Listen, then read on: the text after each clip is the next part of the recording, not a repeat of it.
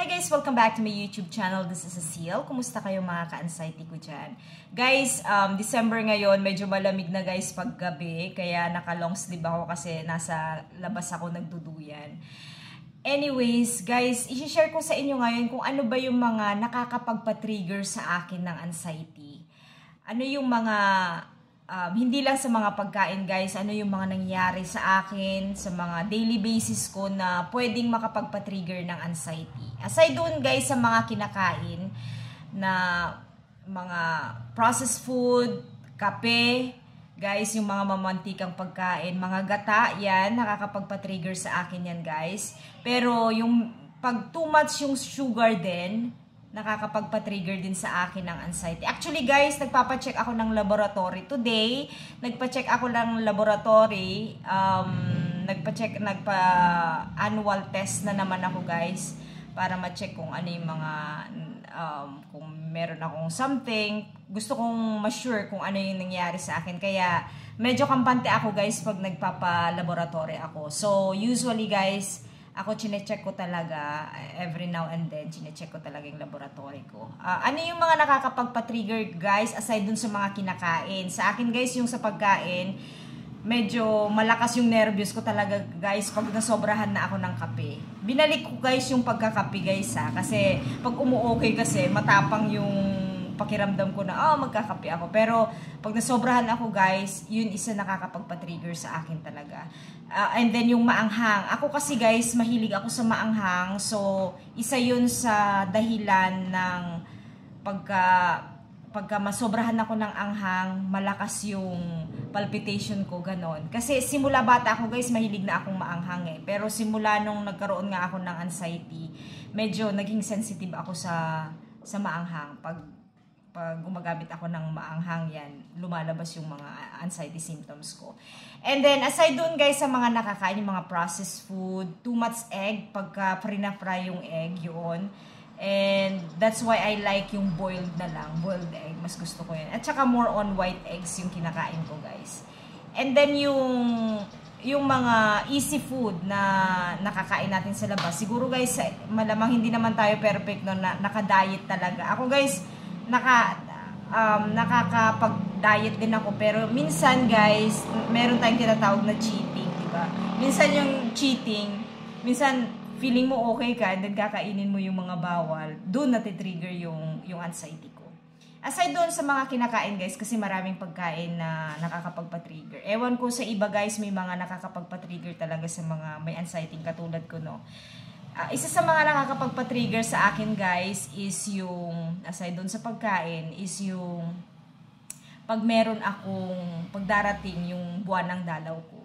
Usually guys, pag meron akong nararamdaman, syempre pag buwan ng dalaw sa babae kasi maraming sumasakit dyan, yung balakang, sumasakit din yung ulo, sumasakit yung likod, mga ganyan. Yun ang nakakapagpa-trigger sa akin guys. So instead of yung sakit lang sa menstruation, lumalala siya, nagkakaroon ako ng anxiety symptoms, more anxiety symptoms dahil doon sa hormones ng isang babae pag bago yung buwan ng dalaw or during yung pagre-regla, naa-atake yung anxiety ko, ganon. And then aside doon guys is yung stress sa buhay, sa mga nangyayari. Usually guys, alam niyo naman yung mga regular stress, mga bills, yan guys, mga bills, mga yung sa family, pag magulo, marami, yun yung isa sa mga nakakapagpa-trigger sa akin guys, pagka yung maingay, sobrang ingay sa loob ng bahay, yun nakakapagpa-trigger sa akin. At saka ito guys, pag merong nag-aaway sa mga kapitbahay or sa mga daan na nakikita ko, sobrang tindi ng kaba ko, tapos magkakaroon na ako ng mga simptomas ng anxiety, ang dami nang sasakit sa akin pag ganon. Minsan guys, ang lakas ng impact sa akin nung may nag-aaway. Kasi feeling ko, natatakot ako, parang ganon. So, yun yung isa sa mga nakakapagpa-trigger sa akin.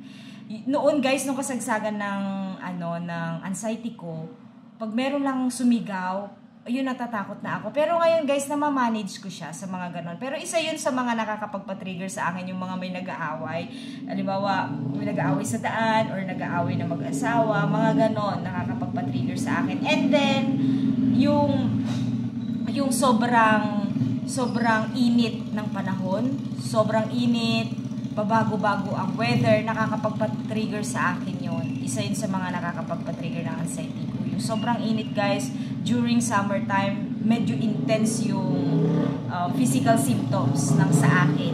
Ewan ko sa iba guys, pero during summertime, medyo challenging sa akin yun. So, ayaw ko ng mainit, sobrang init, pag yung humidity, very, very humid, nakakapagpa-trigger sa akin yun. And then, of course, sa akin guys, pagka may mga negative na nagsasabi against me, yun, nakaka-trigger din sa akin ng anxiety yun. Pero ngayon guys, namamanage ko na siya very well, yung negative feedback ng ibang tao sa akin kasi hindi ko na gaanong pinapansin. Pero way back guys, sobrang tindi. Pero may mga times pa rin na may ganun akong emotional kasi ang may anxiety kasi guys, nagiging emotional. Which is, bago pa lang natin malaman na may anxiety tayo, medyo parang very sensitive na talaga tayo sa sa emotion natin. Yung madali tayong magtampo, madali tayong umiyak, madali tayong masaktan, ganon. That's normal for anxiety people, yung mga taong may anxiety. And then, yung nakakapagpa-trigger sa akin guys, eto, pag nagkasakit, may ubo, may sipon, may naramdamang ibang sakit na medyo hindi komportable yung katawan, yan nakakapagpa-trigger sa akin guys. Yung feeling ko, may malubha akong sakit, ganon yung pakiramdam ko. Kaya isa yun sa nakakapagpa-trigger. Kaya madalas ako guys, gusto ko na-check up ako kasi natitrigger yung anxiety ko pag hindi ako na-check up. Ganon. Isa yun sa mga dahilan ng nakakapagpa-trigger sa akin. And then, yung mga guys, yung mga nangyayari sa news. Pag madalas akong manood ng news guys, yan, isa yan sa mga nakaka-stress sa akin, yung mga bad news, yung mga nakakatakot. Kaya umiiwas ako guys sa mga nakakatakot sa social media, sa mga napapanood ko sa news. Hindi ako gaanong nanonood sa mga ganun guys. And then, of course guys, ito pa, pag may namatay sa kapitbahay, kakilala, or may nakita ka sa social media, ang feeling ko guys, parang feeling ko para meron akong sakit, ganon. Kaya minsan guys, ang ginagawa ko, hindi ko siya talaga, pinapabayaan ko yung mga may namatay. Pag halimbawa may dumaan ganon na may burol or may patay, ililibing ganon. Hindi ko ganong pinapansin kasi natitrigger yung anxiety ko, nag-iisip ako ng kung ano-ano. So, isa yun sa mga nakakapagpa-trigger sa akin, guys. And then, of course, guys, yung isa pa is pag sobrang pagod. So, sobrang pagod, guys, nakaka-trigger sa akin yun. So, ayaw ko talaga yung sobrang pagod ko. Halimbawa, ako kasi, guys, nag-exercise ako. So, pag 2 months exercise, hindi rin maganda kasi natitrigger ako sa ganon.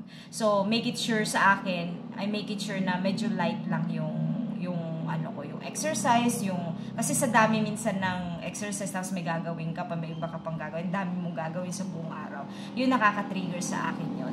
So isa yun sa mga nakaka-trigger sa akin guys. So yung mga nabanggit ko, marami, pero sa dami nun guys, marami pang ibang mga nakakapagpa-trigger sa inyo.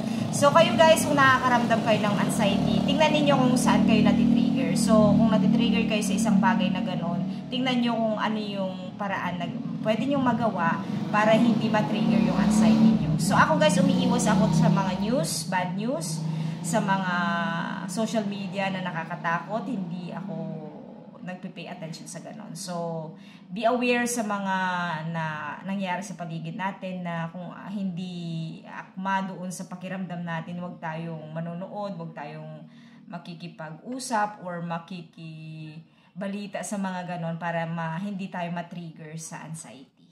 Alright guys, and I hope nakapulot kayo ng aral sa sinabi ko. And please subscribe my YouTube channel para ma-update kayo sa iba ko pang video, sa mga susunod kong video. Thank you guys, and I'll see you next time. Bye!